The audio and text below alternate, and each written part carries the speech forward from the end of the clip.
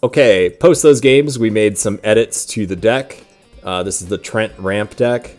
I basically just kept dying if I can't do anything until turn 4, and then turn 4 was already too late. So I added a number of cards to kind of deal with that positioning disadvantage that I have by giving up my turn 3, and also not doing very much on turn 1 and 2, and took out some of the cards that were just not performing well. Let's go through what we took out. First up, Banner Bearer. This card just didn't do anything for our deck. Costs so much, and by the time we get to this stage of the game, we're just trying to reclaim the board and then play annoyingly powerful threats.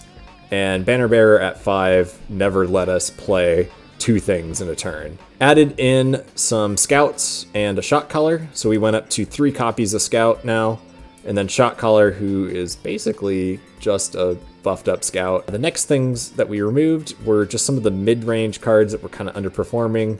Flameo actually was pretty solid.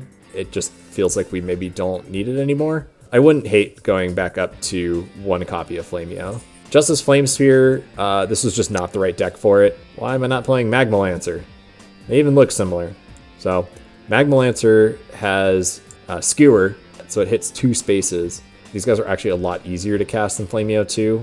Having just a single fire requirement will help quite a bit, since I will be trying to cast them soon after using the Gaia Pulse, and I don't necessarily always want to get double fire. I took 2 copies of Angel out and went down to just the 1 copy in the deck. Having 3 copies of this just was too much. I basically didn't need that. I really just needed to survive, and then any combination of threats, Minotaur up, seemed to do the job.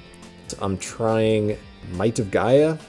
This is something I really want to see how it plays out, but basically right after I Gaia Pulse, maybe I can just armor up, and if I'm just getting attacked by a bunch of little small things, maybe all I need is 2 armor to just kind of ignore them for a little bit. Bramble Wall is kind of a substitution for some of these like mid-range cards that just didn't do anything. Also just another wall. So compared to the Earth Wall, it has the same armor but 1 extra health, double Earth instead of just 1 Earth, has that same activated ability to extend itself. When it is attacked, it deals 2 damage back to the attacker.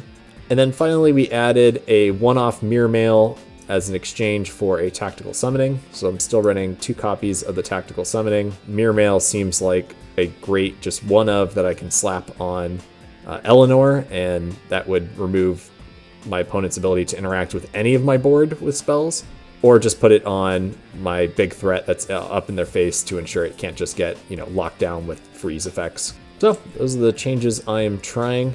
We'll see how this new updated version 2 goes.